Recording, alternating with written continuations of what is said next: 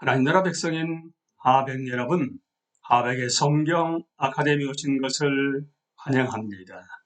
이 시간은 이사야 25강 시간입니다. 함께 나눌 주제는 이사야 28장 39장의 신뢰와 순종, 히스기야 통치의 마지막 강의 시간입니다. 본문 설교 개요, 제목 당신은 무엇을 신뢰하고 있는가? 본문 이사야 36장 1절부터 37장 38절.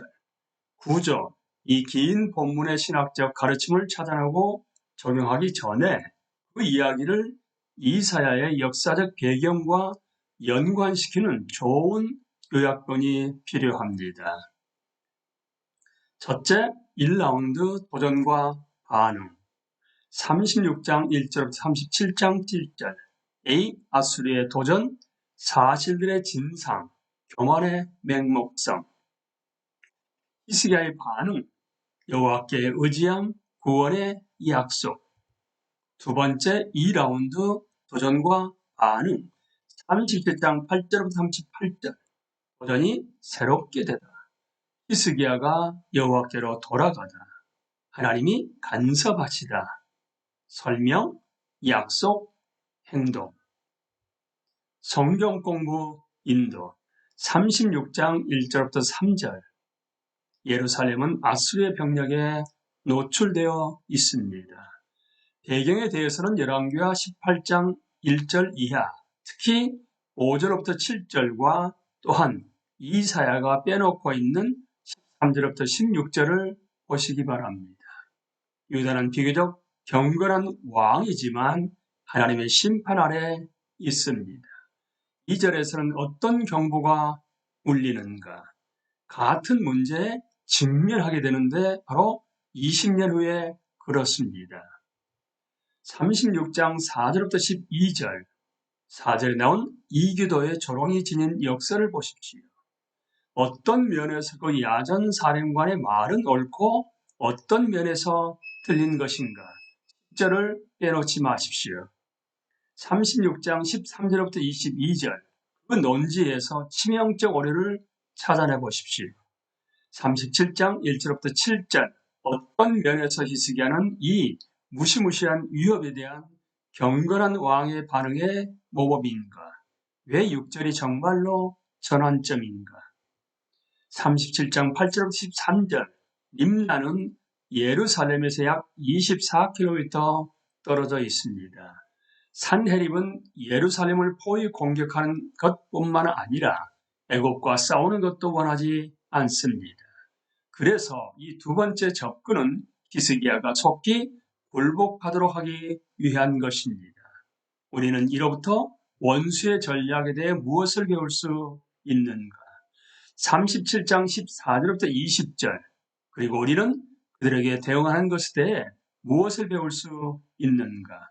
구약 계시의 근거를 두고 있는 히스기야의 기도의 요소들을 추적해 보십시오.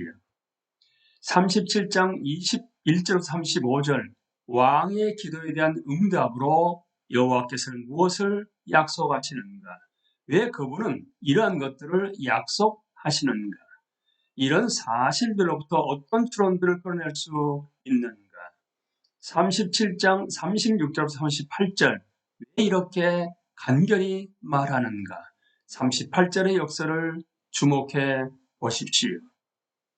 적용, 이 본문은 하나님이 응답하시는 기도에 대해 무엇을 가르쳐 주는가? 이에 따르면 우리는 어떻게 기도해야 하는가? 우리의 교회들은 기도하는 교회로 알려져 있는가? 그렇지 않다면 왜 그런가? 이 본문의 교훈들은 그것을 바꾸기 위해 어떻게 도움이 될 수 있는가? 이사야 38장 1절로부터 39장 8절, 사느냐 죽느냐.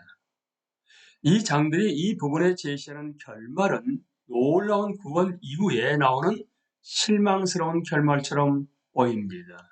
우리는 그 장들의 주제가 주전 701년의 공격보다 역사적으로 앞선다는 사실을 이미 살펴보았습니다.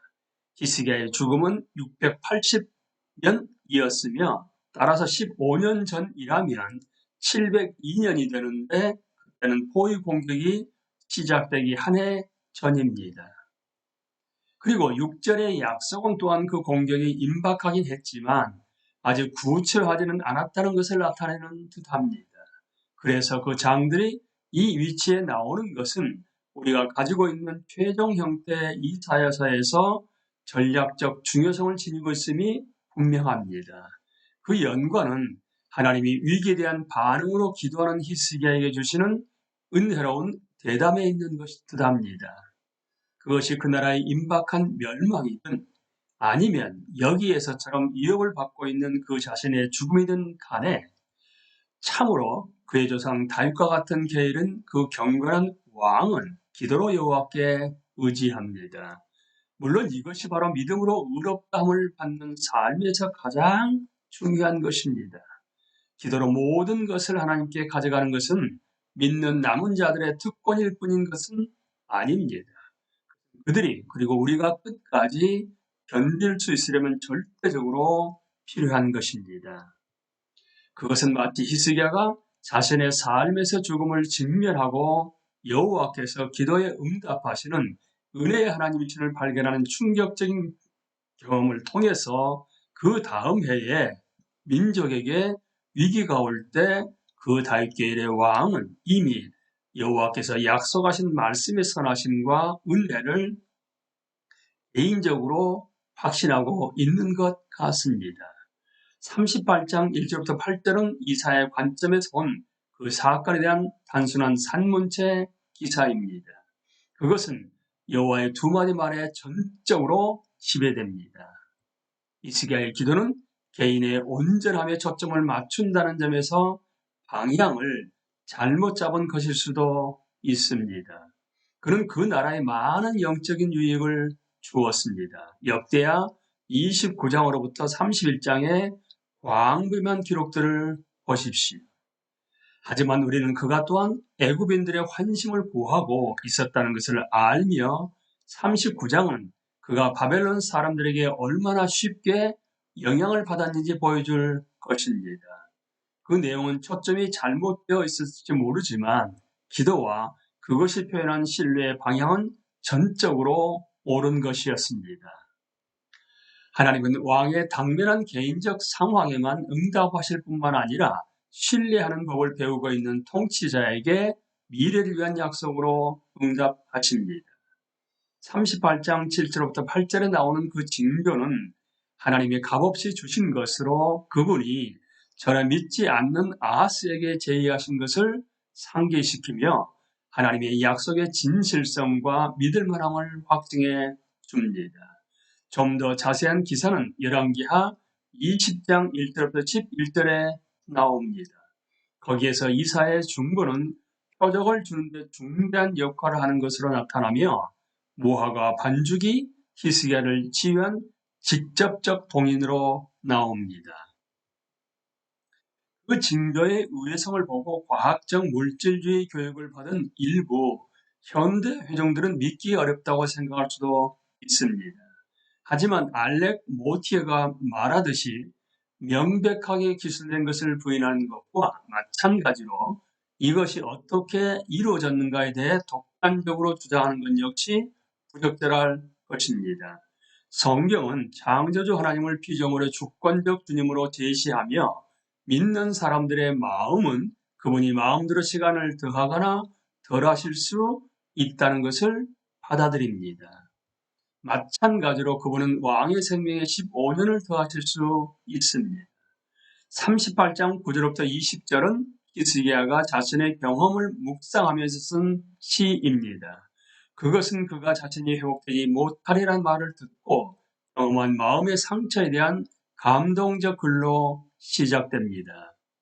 히스기야는 그 경험 전체가 하나님께서 그의 유익을 위해 주관하신 것으로 인식하고 하나님의 은혜로우신 회복을 인정하며 그의 남은 날들을 겸손히 행하고 다음 세대에게 증거하며 날마다 여호와를 예배하는 데 사용하기로 결심합니다. 치료가 이루어지고 그 결과 그는 성전에서 기도하면서 날마다 새롭게 하나님께 나아가게 됩니다. 그것은 곧 닥칠 산헤립의 공격의 위기에서 대단히 중대한 것이었습니다. 39장 1절부터 8절은 바벨론이 히스기야를 그들의 아수르 동맹의 동맹군으로 만들기 위해 히스기야에게 접근하는 것을 다룹니다. 왕이 회복된 것이 좋은 기회입니다. 하지만 그것은 아마도 바벨론 사절이 온 근원적 원인은 아닐 것입니다. 히스기야가 자신이 가지고 있는 자원들을 전부 보여준 것은 아마 바벨론에 아부하는 듯한 제안들의 긍정적인 반응을 보여주려는 것인 듯 합니다. 이것이 유다가 작은아마 제공할 수 있는 것입니다. 하지만 여호와를 찾는 것, 여호와께 의지하는 것은 없습니다. 마치 38장이 일어나지 않았던 것처럼 보입니다. 분명 아무런 자문도 요청받지 않았던 이사야는 통렬한 계시와 함께 애석한 이야기를 드러냅니다. 바벨론이 본 모든 것은 그들의 것이 될 것입니다. 아수르는 유다를 정복하지 않을 것입니다. 하지만 바벨론은 정복할 것입니다. 그리고 히스기야의 보물들은 모두 옮겨질 것입니다. 그뿐만 아니라 39장 7절은 다윗 군주정의 종말을 예언하는 것으로 충분히 이해할 수 있을 것입니다. 왕의 반응들은 터무니없이 자기 중심적인 듯합니다. 이것은 이사야서에서 이 선한 왕에 대해 마지막으로 나오는 부분입니다. 그러면 왜 36장에서 37장은 이 부분의 결론을 맺지 않는가? 분명 그것은 바벨론이 이제 시야를 가득 채우고 있고 구원이 경험되지 않는 상황에서 여호와의 약속들을 신뢰하라는 교훈들을 발전시킬 필요가 있기 때문입니다. 인간 왕 중 가장 선한 왕, 이를테면 히스기야 같은 왕은 죽을 수밖에 없으며 틀릴 수 있다는 것이 보여졌습니다. 순전히 인간적인 다윗의 자손에게서는 궁극적 해결책이 없습니다. 하지만 1장부터 39장에서 자세히 말하는 것보다 훨씬 더 큰 압력들과 비극들에 직면해서 40장부터 66장은 왜 그리고 어떻게 하나님을 의지해야 하는지 그리고 바벨론 유수를 넘어 그번에 더 보편적이고 영원한 목적들은 무엇인지 보여줄 것입니다. 이사야는 아무리 선하다 해도 인간에게는 최종 구원이 없다는 것을 보여주고 있습니다. 우리의 소망은 완벽한 인성을 가진 존재에 있는 것이 아닙니다. 우리가 찾는 메시아는 그보다 더 나은 분이십니다. 본문 설교 개요 제목 죽느냐 사느냐 본문 이사야 38장 1절부터 39장 8절 우조 첫 번째 개인의 위기를 다룬 절망적인 필요를 하나님께 가져간 은혜로운 응답이 기적적으로 확증된 둘째 놀라운 구원을 경축함 필요에 대한 현실주의 미래에 대한 결심 셋째 핵심 원리를 타협함 아첨이 믿음을 뒤엎음 심판이 축복을 제거함 결론 히스기야는 38장 15절의 사람이 되기 원했지만 바벨론이 부르러 왔을 때 그의 교만이 그의 믿음을 압도했습니다. 유다의 포로 생활은 반드시 와야 합니다. 그 나라의 왕이 오직 하나님만을 의지하는 것을 꺼리는 모습을 반영하기 때문입니다. 더 위대한 왕이 필요합니다. 그리고 드러날 것입니다. 성경 공부 인도 주의 38장과 39장은 사실상 주전 701년 이전의 기간에 대한 회상입니다. 38장 6절의 미래 시제들 때문이며 바벨론 사절들은 침략을 촉진했던 이스라엘의 반아수르 정책 구상 그러니까 애국과의 동맹의 일부였기 때문입니다. 38장 1절부터 3절 이 개인적 위기는 어느 뭐로 보나 히스기야에게 이후의 침략만큼 도전이 되는 것입니다. 경건한 왕은 이것을 어떻게 처리하는가? 38장 4절부터 6절 하나님의 엄청난 반응은 무엇인가? 그분은 자기 생각을 바꾸셨는가? 38장 7절부터 8절 아하스와의 어떤 대조가 암시되어 있는가? 또한 22절을 보십시오. 38장 9절부터 20절, 이 시편 같은 구절들은 전체 경험에 대한 히스기야의 성찰입니다. 10절로부터 14절에서 그의 감정적 반응의 발전을 따라가 보십시오. 그것은 우리에게 어떤 도움이 될 것인가? 히스기야는 어떤 교훈을 배웠는가? 신약 그리스도인이라면 어떤 식으로든 상황을 다르게 표현하기 원할까? 38장 21절부터 22절, 이 위에서 신적인 것과 인간적인 것의 혼합은 무엇인가? 39장 1절부터 2절, 왜 이것은 그 당시에는 그렇게 좋은 생각인 것처럼 보였는가? 39장 3절부터 7절, 선언된 심판은 히스기야의 행동들의 어리석음과 어떻게 조화를 이루는가? 바벨론 유수에 대한 예언의 중요성을 강조하십시오. 성찰, 이사야서가 절반쯤 지난 이 순간 초점이 되었으나 해결되지 않은 문제는 다윗 왕조의 그것이 함축하는 바는 무엇인가 하는 것입니다. 하나님의 언약 약속들과 목적들에는 누가 다스리는가? 여호와를 의지하는 것이 여전히 실제적으로 가능한가? 적용, 히스기야는 35장에서 나오는 위기에서 큰 신뢰를 보여줍니다. 하지만 그는 39장에서 신뢰 생활 방식을 지속하는데 어려움을 겪습니다. 어떤 면에서 우리 역시 응급 상황에는 하나님을 의지하지만 계속적인 생활 방식에서는 그러지 않으려는 유혹을 받는가? 이 장의 교훈들은 그것을 바꾸는데 어떻게 도움이 되는가? 우리는 이 시간까지 이사야 28장부터 39장의 신뢰와 순종의 히스기야 통치를 함께 나누었습니다. 강의를 마치겠습니다. 감사합니다.